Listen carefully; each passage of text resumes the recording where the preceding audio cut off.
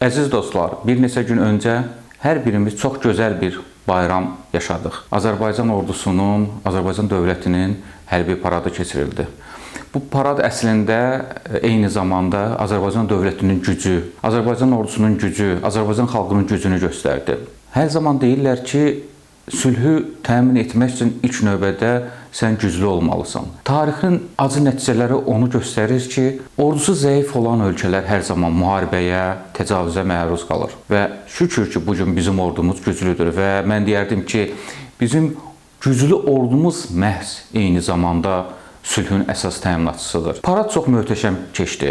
Həm cənab prezidentin möhtəşəm çıxışı ilə Azərbaycanın gücünü, Azərbaycanın prioritetlərini dünyaya bəyan elədi. Eyni zamanda Türkiyə Cümhuriyyətinin rəhbərliyi və Pakistan İslam Respublikasının rəhbərliyinin paradda iştirakı və çıxış etməsi də bir dünyaya mesaj idi. Mən deyərdim ki, Azərbaycan ordusunun yenilənmiş hərbi kontingenti artıq beynəlxalq mətbuatda müzakirə mövzusuna çevrilir.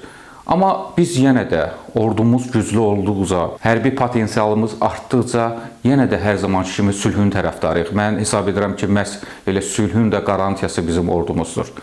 Azərbaycanın həm hərbi arsenalı yenilənib və eyni zamanda müasirləşib, eyni zamanda güclənib. Doğrudan da çox vacib, çox yenilənən hərbi potensialımız var.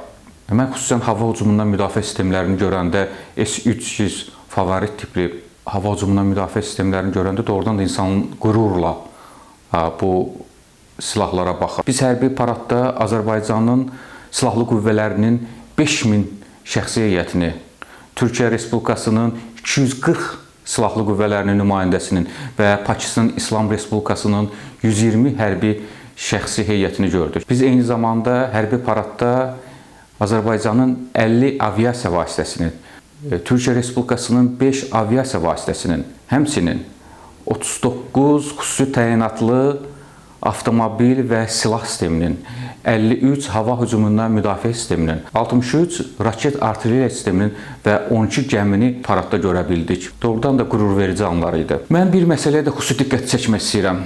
Bu hərbi paradda təkcə bizə dəstək olan Türkiyə və Pakistan dövlətinin rəhbərləri iştirak etmirdi. Eyni zamanda bu hərbi paradda bu iki dövlətin hərbi kontingenti iştirak edirdi.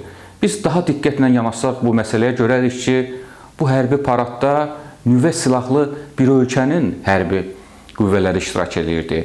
Biz diqqətlə baxsaq görərik ki, bu hərbi paradda NATO üzvü olan dövlətin hərbi arsenalı iştirak edirdi. O hərbi arsenal ki, NATO'nun üzvü olan Türkiyə, ABŞ-dan sonra NATO'da ikinci əsas qüvvədir və onu da xatırlayaq ki, eyni zamanda NATO'nun müxtəlif hərbi bazaları Türkiyədədir. Eyni zamanda biz onu xatırlayaq ki, Pakistan İslam Respublikasının silahlı qüvvələri şəxsi heyətin sayına görə dünyada 6-cı, İslam ölkələri arasında isə 1-cidir və eyni zamanda həmin ölkə nüvə silahına malik bir ölkədir.